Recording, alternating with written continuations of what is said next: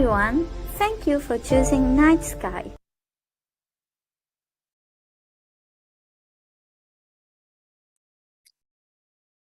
Bonsoir à tout le monde. Om Shanti. Good evening. The Brahma Kumaris of Bosbel welcome you all to this online webinar. We are every Thursday at this time on different themes of life, inviting guests, people with experience and knowledge who can enlighten us to make our life easier so that we can breathe peace, we can refresh, and we can rejoice what life is offering to us. So every Thursday, Night Sky. Tonight, Night Sky is giving us an opportunity, or in particular, an opportunity to our teachers, because we are during school vacation. So teachers are very precious on this earth, not only to their students, but to life itself. So it's a special program for teachers, but I'm sure there are many here who are non-teachers, but who have joined because they value that profession and they value their teachers. So tonight we are so pleased to welcome you all, but a very special welcome to Dr. M.Motah, educational psychologist and ethnologist, and many other titles. He has got a very long CV, a long biodata. And if I start reading his biodata, it might take the whole program. But Dr. M.Motah has been throughout his life, I would say his whole career spent his whole career in education. He's an educational psychologist and also a clinical psychologist. He has been working for a very, very long time at the MIE, where I was one of his students, and equally at the University of Mauritius and the UTM. And he's still working and still helping and guiding students and teachers. So special greeting to all our teachers. And we are with you tonight with a very beautiful topic, happy teaching. We know that teaching, as many other professions, has become very challenging. The world itself is full of challenges, and each profession has their own challenges.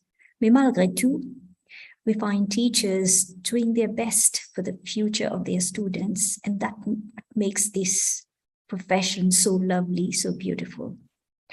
But then we are aware of the reality of the struggle, of sometimes frustration, the stress, and students who are not enough respectful and cooperative and obedient.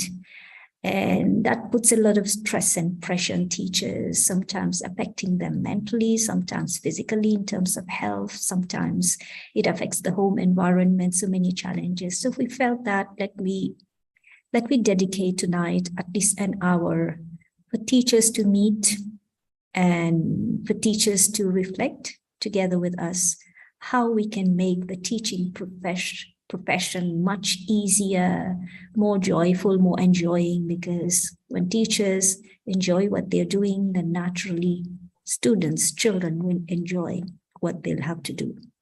So with that in our mind, we have invited Dr. M.Motah. And I respectfully, on behalf of Brahma Kumaris, greet you. Special greeting for Raksha Bandhan, because today the Hindu community is celebrating La Fête de Rakhi, La Fête de Raksha Bandhan, which is basically it's a memorial of the pure love that exists between brothers and sisters. It's a renewal of that pure relationship and consolidation of that pure relationship, and also the promise or the determined faith and thought for each other that we're going to support each other and protect each other and help each other in their steps forward in life. So this is basically the essence of today's festival, and very special greeting for Raksha Bandhan celebrating this festival of brotherhood and pure love to Dr. M.Motah and all teachers and others who are joining us tonight. So with this greeting and best wishes, I would like now to invite Dr. M.Motah for his talk on happy teaching, helping teachers to be happier in their profession and life, and motivation to their students. So Dr. M.Motah will be speaking for about half an hour, and then there'll be 10-15 minutes open to all teachers who are here for question and answer sessions, and we'll finish 5 minutes with meditating together. That will be today's schedule. So now I invite Dr. Okay, Om Shanti. And I'd like to take this opportunity to thank the Brahma Kumaris for inviting me to be part of this session. At the same time, I'm just taking this opportunity to wish all the brothers and sisters a pious Raksha Bandhan, and hopefully that this link between the brothers and sisters is going to stay there and to strengthen and to stay for a very, very long time until, the end of time. It's important that brothers and sisters do vouch for each other, and they stand for each other for their own benefit, for their own own benefit, and of course for the whole of humanity. It's important. Okay, I'd like to start by talking to you about the two concepts of teaching and learning. Very important. I started very early. I started in the 1960s, started teaching in the primary schools. I've been moving around in Mauritius in different parts. And at the same time, later, I've been moving into different other institutions, like the institution for delinquents. At that time, we had almost 130 delinquents in the Berkeley Industrial School, and I used to be the teacher there. Now, the thing is that I've noticed a shift in the whole system of learning and teaching. And the shift is such that nobody knows anything about or doesn't consider what teaching is really and what learning is really. Because when you go into schools nowadays, what happens is that you see the teacher and suddenly the teacher becomes the most important element in the whole thing, in the whole process. He or she is the owner of knowledge, the owner of power, the owner of everything. And he or she decides whatever need to be done for the children, which unfortunately has resulted into whatever we see nowadays in all the institutions, starting from the preschool to the primary school to the secondary school. What we see is that there is a difficult situation whereby you cannot identify the teacher from the students and the students from the teacher. Why is that so? Is because, the whole system of education, which I've been trying to sort of bring people to start thinking in terms of what education is all about, what teaching is all about, what learning is all about. And the shift from the child-centered education has become everything-centered. It's no longer child-centered education. It's book-centered, tuition-centered, money-centered, school-centered, building-centered, everything-centered except the child-centered education. Let me explain myself. You know, when we have got schools, in all societies, we have got schools, institutions taking care of the growth and development of our children. This is the major aspect of education, is to take care of the growth and development of children. Now, why is it so? Because among all the living beings on earth, the only being which grows and develops and which goes through what I call the age-related stages, it's only people. So if you don't respect the age-related development, growth and development of children, it becomes very, very difficult for you to cope with the needs of the children. Because growth and development are two elements which cannot be dissociated. They go together. And growth and development brings in another very important concept, which is individual differences. Unfortunately, if you don't take into consideration growth and development, you are going to miss the other aspect of how do you take care of the individual differences. Now, let me give you an example.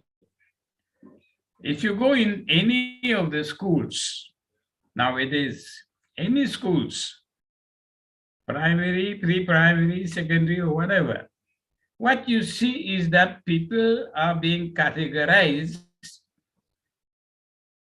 in classes according to their age. For example, if you go in standard 1, you will see that, oh, everybody is 6 years old or 5 years old. If you go in standard 2, then everybody is going to be 6 or 7 years old. If you go in standard 4, standard 3, each one, you see, there is no distinction between the age groups. That is, if someone is 5, in the same class, you may have somebody who is almost 6, and you treat both children the same way. This is one very important element, which I'm worried because, you know, when I go into schools, into classrooms, when I look at teachers, I find out that these teachers, you know, they are there. They know everything, they understand everything, they don't look into the individual differences, they don't look at age groups, they don't look at the needs of the children, they don't look into what the child can do or what the child cannot do. You know, they concentrate on the syllabus. They say, okay, we've got a syllabus and we need to finish the syllabus. So while finishing the syllabus, you finish the child at the same time, you know, instead of looking at the needs of the child, trying to find out, well, how can we cope with, how can we satisfy the needs of the child? How can we accompany him or her in her growth and development at the different age-related stages? These are so important elements that you need to look into. If I want to go a little bit further, I look into the cognitive aspect, the affective aspect, the moral aspect, the emotional aspect. All these elements, all these aspects of the development of the child needs to be taken care of. So a classroom is a place where these are the priorities of the teacher. The teacher should see to it that everything is child-centered. Second aspect which I'd like to emphasize is the classroom environment. The classroom environment is so austere, that when you go inside, there is nothing. Benches and chairs and the tables and things, these are the things there. Now, I'll give you my example. I'll explain how I worked with my school children in different parts of Mauritius. My classroom was never a barren classroom, an empty classroom. As soon as I would go in my classroom, the next day, I'll make drawings, paintings, I'll bring plants, I'll bring different things, and I put in the classroom. And when children go in the classroom, I tell them that this is where they belong and that this classroom belongs to them. So if you don't create such an environment where children feel that they belong, the sense of belongingness is important. So I still remember that we use some of the school inspectors and head teachers, etc. They encourage teachers to bring things every day, or to encourage students, pupils to bring things, flowers and plants and things like this, so that they could really get such an environment in the classroom where it feels nice to be. So the environment is important, where, you see, if you are talking of children learning and teaching, what learning is all about? Learning is all about bringing those children to start thinking, feeling, and acting in different ways. This is what we want them to do. This is what we want them to learn to do.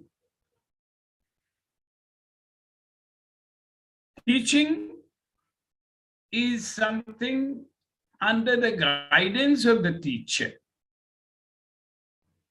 Teaching will bring the child to start reflecting on different elements of his life, different aspects of his classroom, different activities that he's got to do.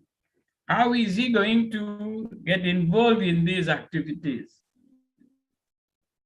And how these activities are going to help him or help her to learn things, learn new things. I still remember,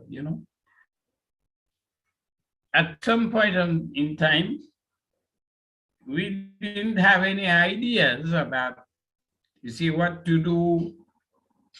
Then we started about potato printing. Then we started about okra printing. Then we started about different types of vegetables, which we cut in slice, and we use ink and color, and we used to stamp these, see, creating, leading those children to be creative. Unfortunately, this also has stopped. No creativity. I'll give you one example. There are books that have been proposed in classes. The books have got different drawings. The different drawings have got different colors. For example, the tree trunk must be brown. The leaves must be green. The flowers must be red. The water should be blue. Different things are given there, No creativity. I still remember, when I was learning to be a teacher in France, I gave students in my classroom different pictures. And I asked them to paint. So one girl, took black paint and just painted the whole sheet black. When she painted the whole sheet black, see, I was learning at the time, and I asked her, you see, what are you doing? I want you to draw and to paint according to looking at the back, the shape, etc., and use it. So after some time, there was the inspector who was there, called me, says, what are you doing? I say, I'm trying to get the girl to paint. Say, no, she has already painted. Why do you want to paint? Why do you want her to paint? She has already painted the whole thing black. So this is the hard way I learned, is that, children, the way they perceive things, the way they see things, their perception of things, their appreciation of things is something which is unique, and we should respect that. But unfortunately, respect is gone, acceptance is gone, appreciation of growth and development is gone, needs of the child is gone. You see, and we are left with only the curriculum. We are left with the program. We are left with this, with that, examination and things like this, And in the whole process, we have forgotten the child. And whatever we have done, you see, we have forgotten the child, so much so is that the child nowadays has completely forgotten us. They don't respect adults. They don't respect anything. You don't have to go far. You go on the bus, you go on the street, you go at the end of the school, you go anywhere, be it girls or boys, you see, these people, they don't respect you, they don't heed anything, they use any foul language, they say anything, they do anything. And see, end of the day, you ask yourself a question. Where did you fail? Where did you, where was it, where has the thing slipped, the whole thing has slipped so much so that people, instead of being students, they are no longer students. The teacher, instead of being a teacher, is no longer a teacher. See, respect now. Moving from the school, going to the family, going to society, going to different levels in society, we find out that these things, somewhere, there is a missing link. And the missing link, I'm sure, I'm convinced that this missing link is the recognition of the child as a living being going through age-related stages which should be respected in relation to the demands that we make on the child. For example, if he is at level 1, there are things that he needs to do at level 1. If he's at level 2, needs to do things at level 2. But one thing is for sure, is that because of individual differences, some children are better in certain fields than others. And these children need to be encouraged. These children need to be geared towards getting better in the field in which they feel that there is a potential. They do have potential, they do have things to do. Now, what I'm telling you is that what I'm seeing now, when I visit schools, when I go into schools, you see the teacher, the teacher is there, knows everything, decides everything, and tells the children what to do, what not to do. They don't listen to what the children want to do. I'll tell you one thing. When I was teaching at primary school,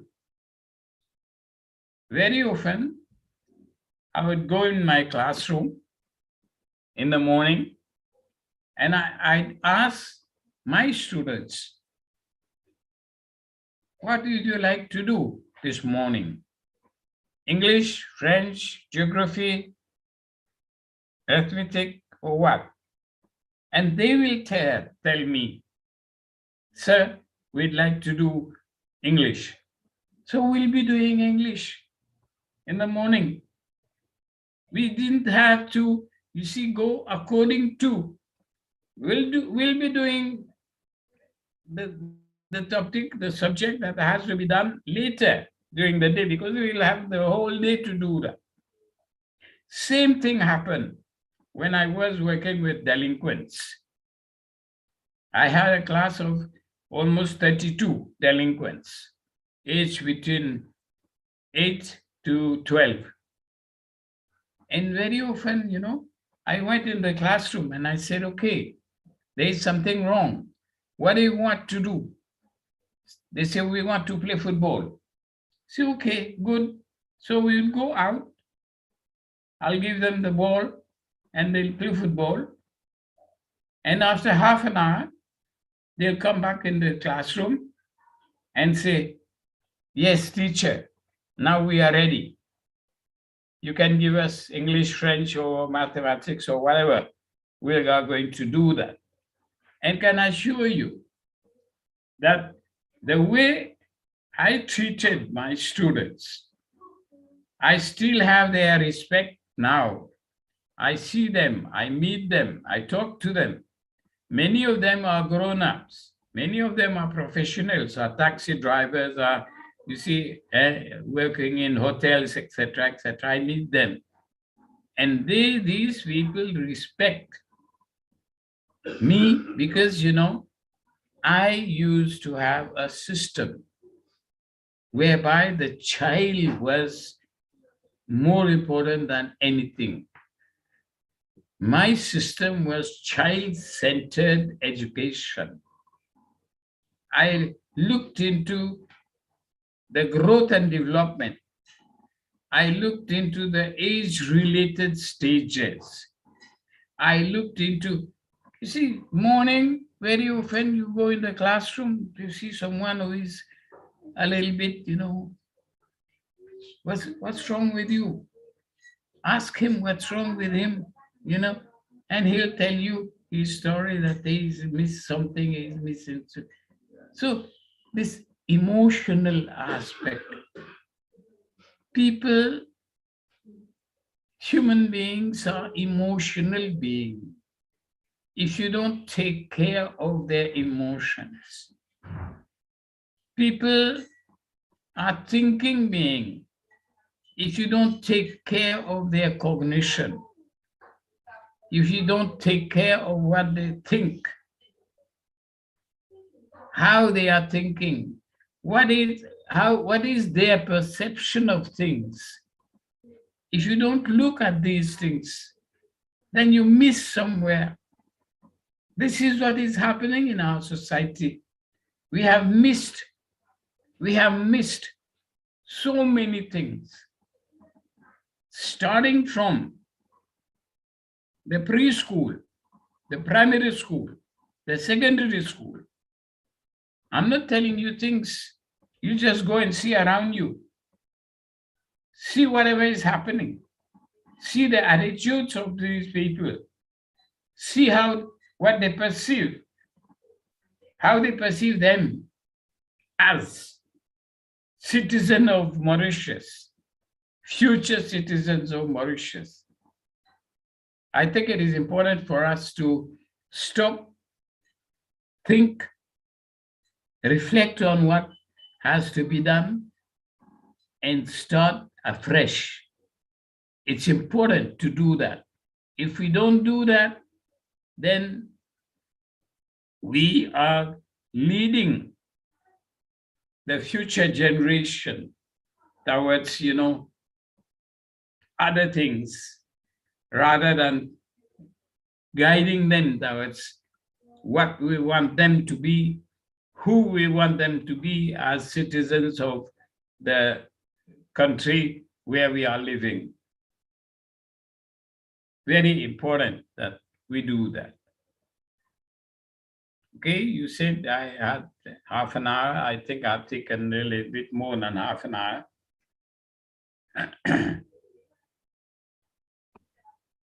Yes, thank you for your presentation, Dr. M.Motah, and you were within your time. You took half an hour, but if you wish to express anything, you have even few minutes before we start the question and answer session.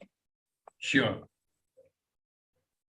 And we would like you to highlight on, that aspect of how can teachers be happier with their profession? And you highlighted the concept of child-centered teaching and giving respect to the child as per the group of the child related to the age. I've been teaching, lecturing for years now, right? And anytime I go in my classroom, I tell my students, I tell them only happy people learn, sad people do not learn.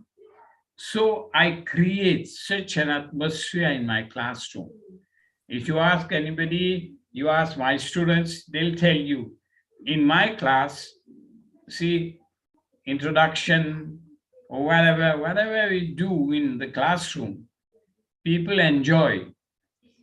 I still remember we had lectures in MIE, and whenever I had my lecture in the lecture theater, the lecture theater was full.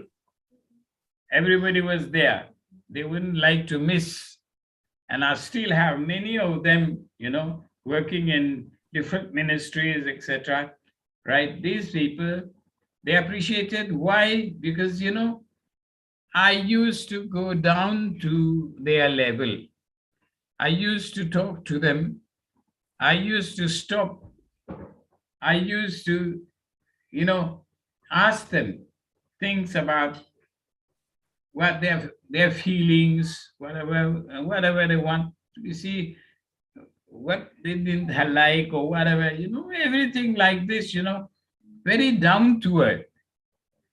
And I'm sure that, I'm trying this with some of the institutions where I'm working now.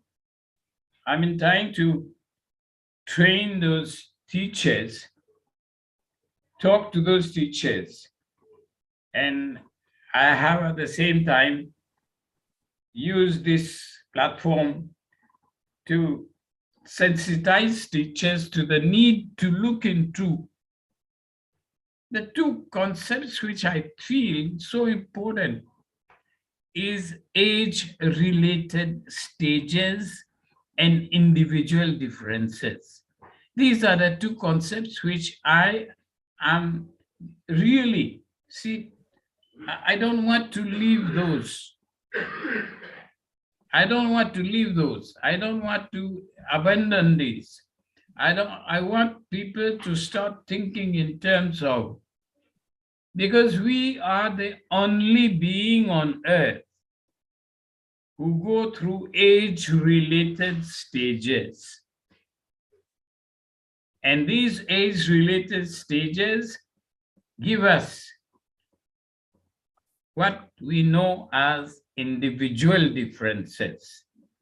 And respecting those individual differences and respecting the growth and development, age-related stages.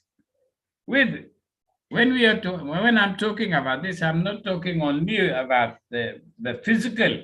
I'm talking about the physical, the social, the psychological, the moral, the affective, every aspect of human life. Every aspect of human life. Because, think about education is a holistic process. The aim of education is to bring out the best in each and every individual, right? To be able to do that, bringing out the best in each and every individual can only be achieved through respecting these individuals, appreciating these individuals, and helping those individuals to express their feelings, their emotions, whatever they have. See, human beings are multidimensional. They've got so many characteristics. These characteristics need to be looked into, need to be valorized, need to be appreciated, respected. The more we can do that, the better society we are going to have. The least time we spend with people, understanding people, looking at people, talking to people, it's important. So important. Thank you, Dr. M.Motah. Let us invite now our teachers who are with us. Some are on YouTube and some on Zoom. We invite you now for any question you have for Dr. M.Motah, please. And I invite now Prashant to take that session of question answer with the participants. Sure.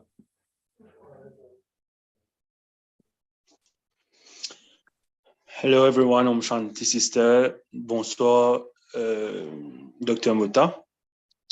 So do we have any questions from the participant, please?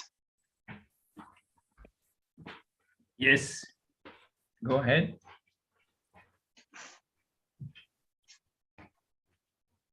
Vous pouvez également mettre votre question sur le chat.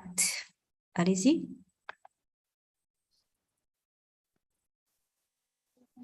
Yes, I'm listening. What's your question, Prashant? Bonsoir. Bonsoir, Monsieur Motah. Alors, ici, c'est Ansuya. Je voulais savoir un peu comment on fait pour mettre la discipline en classe. Parce que de nos jours, il y a beaucoup d'indiscipline. Comment faire? Comment on fait Pour mettre la discipline dans la classe, parce qu'il y a beaucoup d'indiscipline. Vous savez, la discipline, c'est... On est entre êtres humains. Je me souviens que j'étais à ce moment-là au ministère, j'étais psychologue. Alors, j'ai été visiter une école et le maître d'école qui m'a appelé, il m'a dit, ben, Monsieur Motah, je suis désolé, je n'en peux plus. J'ai dit, qu'est-ce qui se passe? J'ai dit, il y a une dame, il y a une demoiselle qui a sa classe à côté de mon bureau. Elle passe son temps à crier, à hurler. Elle a un bâton, elle frappe à coups de bâton sur sa table et elle crie « Silence, silence ».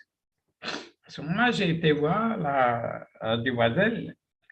J'ai dit « Mademoiselle, excusez-moi, mais pourquoi est-ce que vous criez, etc., etc. » Elle dit « Mais je voudrais que ces enfants-là restent tranquilles. » Je dis « Si vous voulez que ces enfants-là restent tranquilles, il faut apprendre à l'enfant ce que ça veut dire rester tranquille. Alors, attendez, écoutez-moi bien. C'était une classe de seconde. À ce moment-là, j'ai dit aux enfants, bien, écoutez-moi, les enfants, dès que je fais ça, tout le monde arrête et vous croisez les bras et vous vous asseyez tranquillement. J'ai fait ça une fois, deux fois, trois fois. J'ai dit à la demoiselle, vous avez vu? C'est simple, ça. Au lieu de crier, on leur dit ce que vous voulez. Qu'est-ce que ça veut dire rester tranquille? En silence, on croise les bras et on ne parle pas. Une semaine après, j'ai été dans l'école. Le maître d'école me dit, mais vous savez, M. Motah, je suis désolé, je crois que je vais demander mon transfert. J'ai dit, pourquoi? Il me dit, écoutez ça. Alors, j'ai écouté. Il n'y avait pas de bruit. Il n'y avait pas de bruit du tout, du tout. Alors, à ce moment-là, j'ai dit, mais vous n'êtes pas content? Mais si, je suis content. Mais lorsqu'il y avait un bruit, c'était beaucoup plus agréable que je me sentais dans une école. Et maintenant qu'il n'y a plus de bruit, hein, je me sens tout seul comme ça, et puis tout d'un coup, il y a un silence. Hein. Alors, j'ai été voir la demoiselle, j'ai dit, bien, vous avez appris? Elle me dit, oui, oui, j'ai appris. Comment est-ce qu'il faut faire pour faire les enfants rester tranquilles? La discipline. J'avais une classe. J'ai fait 4e, 5e, 6e et classe Bouchère, avec le même groupe. Je vous assure, là, j'ai quelques-uns de mes étudiants qui sont à l'université, etc., etc. Ce sont des top guys. À l'école, en classe, j'avais établi des systèmes. Comment est-ce qu'on fait ramasser les cahiers, qu'il faut mettre les cahiers là, etc., etc. Comment est-ce qu'il faut sortir pour aller prendre le lait. Ensuite, lorsqu'on a fini de prendre le lait, comment est-ce qu'on lave les gobelets, etc. Et puis, on retourne en classe en silence. J'ai expliqué aux enfants ce que je voulais. Et j'ai demandé à ces enfants-là de faire ça de telle manière à ce que on ne dérange pas les autres classes, les autres enfants, etc., en silence. Mais je peux vous assurer, pendant des années, je peux vous même donner le nom de l'école, c'était Saraswati Government School, à Écoignard. Mes élèves sont toujours là-bas. Il y a beaucoup d'élèves qui sont maintenant des adultes et tout. Et ils se souviennent de ça, la façon dont nous avions établi. Il ne faut pas oublier quelque chose. Les enfants sont des enfants. Si on explique et on demande aux enfants ce que vous voulez, les enfants vont faire ce que vous voulez. Ça, c'est quelque chose qui est là. Ça, je peux vous assurer, même si vous avez des classes et qu'un jour vous m'invitez, vous dites ben, venez nous donner une démonstration de comment est-ce qu'on peut faire ça. Je peux vous assurer une autre chose que j'ai fait, j'ai travaillé dans un collège à Forêt-Saille. Et un jour, le directeur du collège m'a invité. Je lui ai dit, vous savez, venez avec moi. Je voudrais que vous parliez à mes étudiants. Il y avait 700 étudiants. 700. Alors, c'est ce que je fais dans ma classe aussi. Lorsque je vais dans ma classe, il y a des gens qui sont en train de parler, etc. Je dis rien. Je dis rien. J'attends. The excitement is over. Once the excitement is over, le silence vient d'elle-même. Et là, à chaque fois, je fais ça. Pas seulement ici. J'ai été en Inde, j'ai été dans des grandes des institutions, etc., avec des MBA classes, etc. J'ai fait ce principe-là. Je rentre dans la classe et je dis rien. J'attends. Et petit à petit, le silence s'installe et les gens arrivent. Alors, on peut faire cet exercice-là, on peut le faire dans des classes. Dans des classes. Si vous voulez m'inviter un jour, dans n'importe quelle classe, dans n'importe quelle école, dans n'importe quelle région de Maurice, je serai ravi de venir et de vous donner une démonstration de comment est-ce qu'on peut amener les enfants à rester tranquilles. Ça, il n'y a pas de problème. Merci bien, monsieur. Est-ce qu'il y a quelqu'un d'autre? Vous avez d'autres questions? Anybody with any question? I have a question, Sister Reka. Can you hear me? C'est bon? Bien sûr. Dr. M.Motah, one recurrent word which came up throughout your speech or your explanation on education was respect. And I admire this word because wherever we need to go, wherever we go, we need to respect everyone. But I don't know if I'm wrong, but I truly believe that, nowadays, students have been given too much of liberty, I think, freedom at school. When being a teacher myself, there was also that word, generation gap, age gap, etc., which came up during this session. But I would like to know what happens to a teacher. I've got some friends or other teachers telling me, when they return home, they don't have anyone to share what happened actually at school. because you know, when you go in a class, you have already been told what you need to do. You need to complete the syllabus, and whatever happens, you know, you cannot do anything wrong, because you know, if you do wrong to that student, maybe that student will report you, or you will get into trouble. So many teachers go to sleep frustrated at night. Maybe, I don't know. So how do we establish, you know, both respect from the teacher and the student? If we need to respect the teacher, the students, so we also expect something from the student. And nowadays, this is not happening. I may say 90%, this is not happening. So what is the solution? What may, in the short run or long run, work with those types of cases? You see, some time back, we wrote booklets on human values, and we used to have these booklets in schools.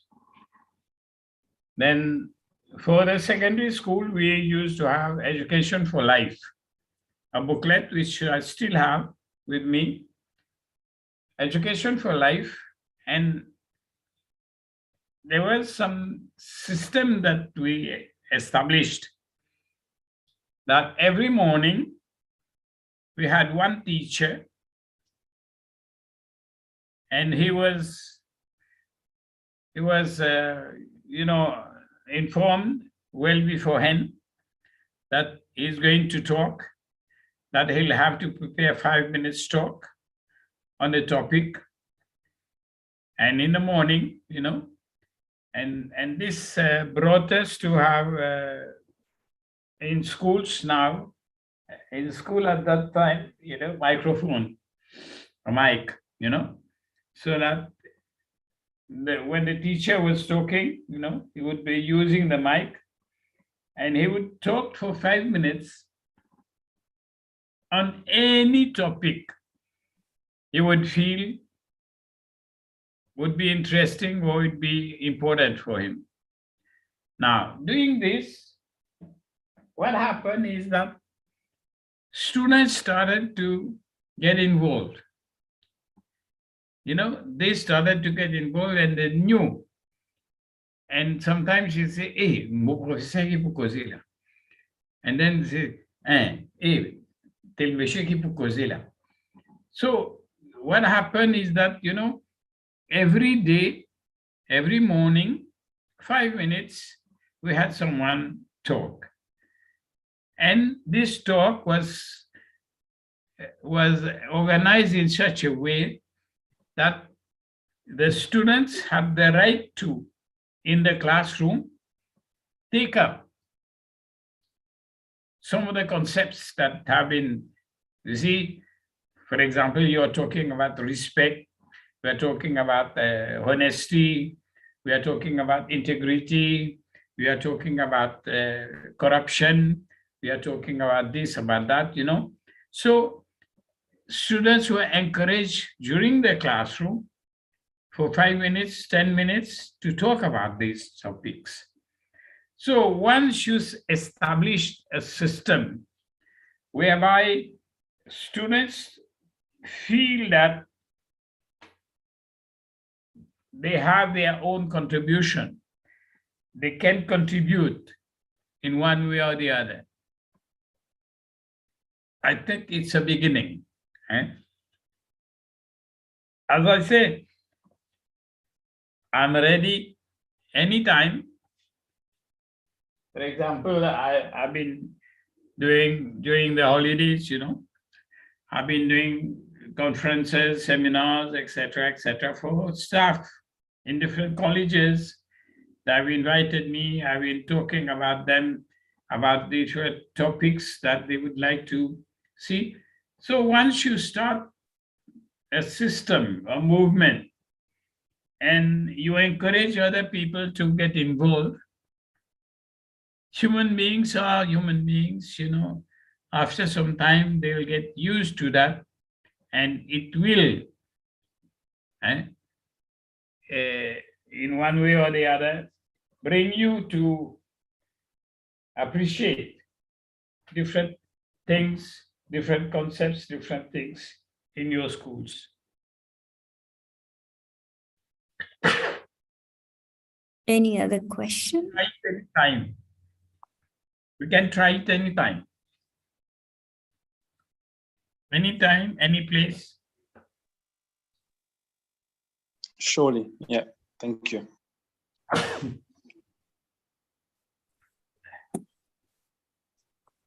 Anybody? Sorry. Any more questions? Yes.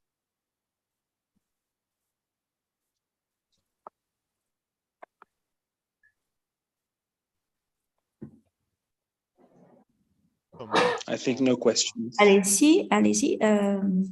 Vaishnavi, can you check on YouTube if there is any question? Want to hear me? No. Sorry for that. Yes, Brother Rajesh. I've got this cold, Can you hear me? Yes, we can hear you. Okay. Om Shanti, everybody. Thank you, Dr. M.Motah, for Yes. this excellent talk. I would like just to comment on Who's talking? what my brother has just mentioned about respect. I can't hear you. It's Rajesh Jiwan, and he's taking up the issue of respect in the classroom. Yes, Mr. Rajesh. Yeah, I was just mentioning about, respect. I would like to comment on it. Surely, I think we have seen that there has been, a decline of respect, especially in classes these days. I think the major problems possibly arises at home, maybe, because possibly it's parents who will have some homework to do, especially when it comes to, upgrading or maybe inculcating the respect part in their children's mind and possibly in their daily life. I recall when I was a student, especially in primary school and in secondary school, we used to pray or do a small prayer every morning. Even in the evening, we used to do Sandhya at 6 o'clock. When we used to do like Hindi classes, we used to do some prayer, maybe a couple of minutes before that. In the morning assembly, we are being taught almost every day about, respect and so on. So all the teachers were contributing as well to a certain extent, and our parents were contributing as well. I think this has largely declined these days, and possibly this is what is culminating in a lack of respect, possibly from our young generation. I can't hear you well, eh? Okay, I'll take up what Brother Rajesh has been putting forward in terms of his question. So he said that maybe parents have also their role to play and some contribution to make from their part in terms of the decline of respect we discover in students today, because he is relating how when he was young and was a student, how there would be prayers at home and prayers at school during school assembly, and parents at home and teachers at school would guide them almost daily about how to show respect to others, which is lacking these days. So the question of parents' contribution in bringing those values into students today, because it is visible today, it's clear today that there is a big decline in terms of respect from students. Sure, there's a lot of work to be done. I used to I used to be invited by different colleges, and during the, for example, exam period, colleges invited me to talk about, you see, the stress of studies and examination. And I used to take this opportunity at the same time, because I was invited to talk about the studies and examination, etc., with the students, HSC and SC students. And I used to tell them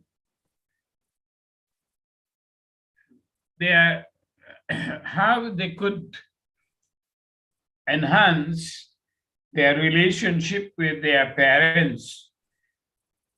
Because very often, nobody talked to them about this. Nobody has dared to talk to them about, the respect for your parents, obedience, and then etc., sharing of things. See, I used to do both things. I used to do both.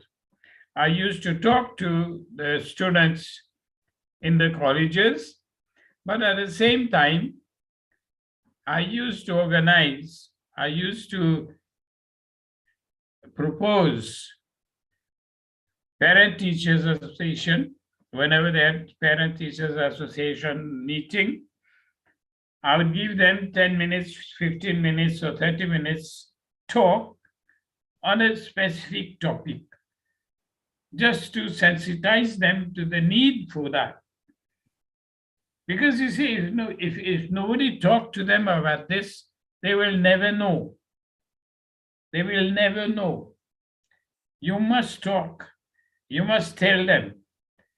Many parents, they don't have time. They don't have time.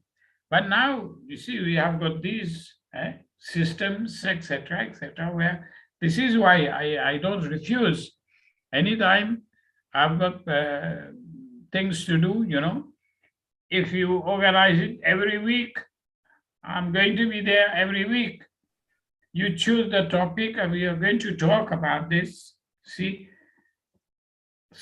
sensitize parents, solicit intervention of parents, and at the same time, ask parents to tell us what are their own preoccupations, because there are parents who've got their own problems and they don't have time to discuss those because nobody has been talking to them about this. So it's important that we start something like this, and make it a regular feature, that every fortnight or every 3 weeks, we have 1 hour where we talk on different elements, family systems, how to go along talking to people, how to go along listening, what is communication, how to communicate, how to listen, how to talk. All these is never done. But long time back, we used to have it in the external family systems, where everybody would be sitting around and then we'll be discussing things and talking about things, Anyway, I'm here anytime. You just let me know anything you want to talk about. I'll be happy to share with you. Okay, time is also running fast and on a déjà dépassé 9 heures. I think we'll have to close this session tonight.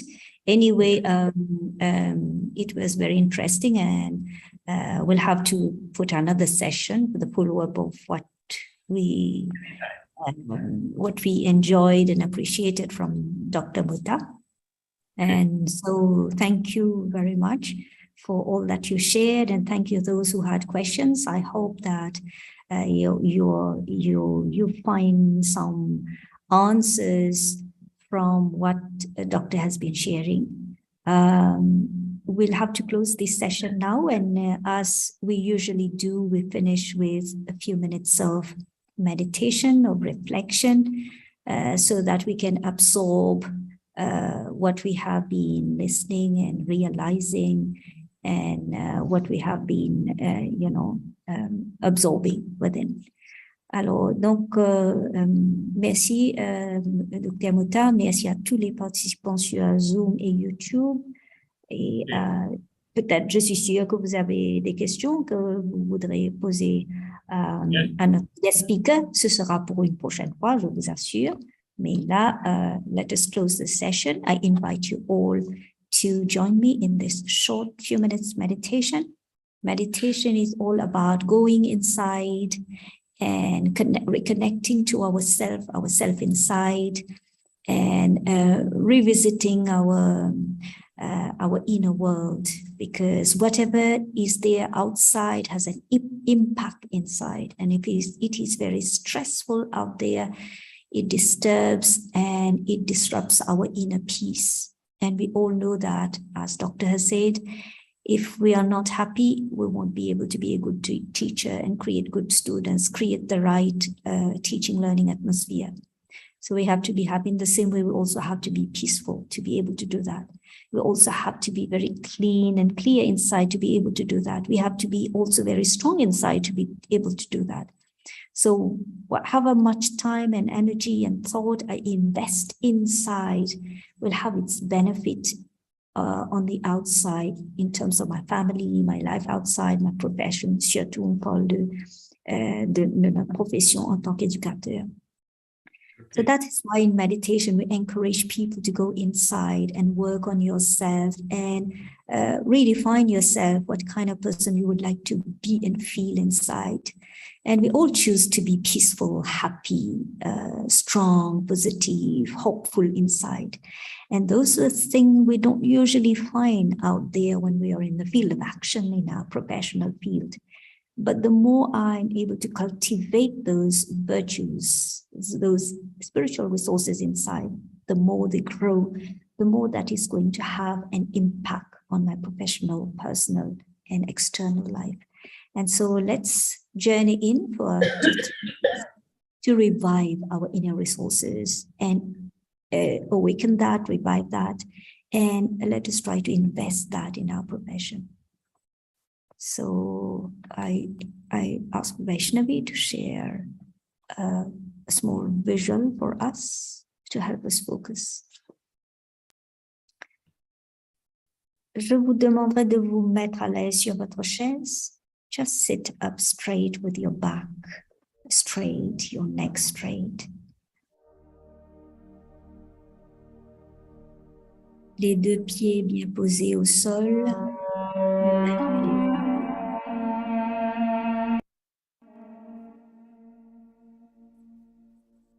You can close your eyes or just keep them open and place your eyes on the light you can see on the screen.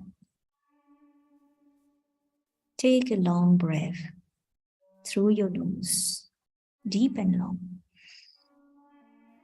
and blow it gently out through your mouth. Every time you breathe in, imagine you're breathing in peace. And every time you blow out, imagine you're blowing out all your stress and tiredness. So breathe in peace. Let peace enter your inner being, and then gently blow out all stress. I breathe in peace. I'm full of peace, and then gently blow out all peacelessness. One more time, breathe in peace. Imagine you're full of peace, and then gently blow out anything negative. I breathe in peace, and then blow out any tiredness or frustration. When you blow it out with all your strength. So I breathe in peace. And then blow out any fatigue or stress. One last time, I breathe in peace. And then blow out all peacelessness. Now I let my breathing back to normal. But I start observing my thinking. I realize I'm a thinking person. I have capacity to think. I have capacity to choose the thoughts I want in my mind. So as I turn inwards, I take control over my thinking and make choices there inside. Let me choose peaceful thoughts. Let me allow peaceful thoughts inside. As I think peace, I start feeling peace and I start experiencing peace. This is the beauty of my creative power, the power of my mind. I can create, I can feel, and I can experience what I want. So let me create that one thought. I am peaceful within. And let me feel the inner peace. I am peaceful inside. And let me feel the peace inside. I am peaceful inside. And I feel it.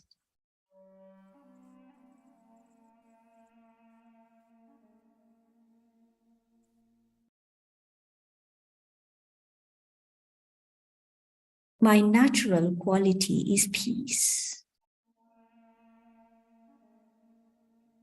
I'm a peace-loving person. Let me feel my natural quality of peace. And let me love this inner peace. I'm fully in connection, in communication with my inner natural peace. I love this inner peace. I can create it when I want and enjoy it when I want. I am peace inside. And I love this inner peace. It is my strength.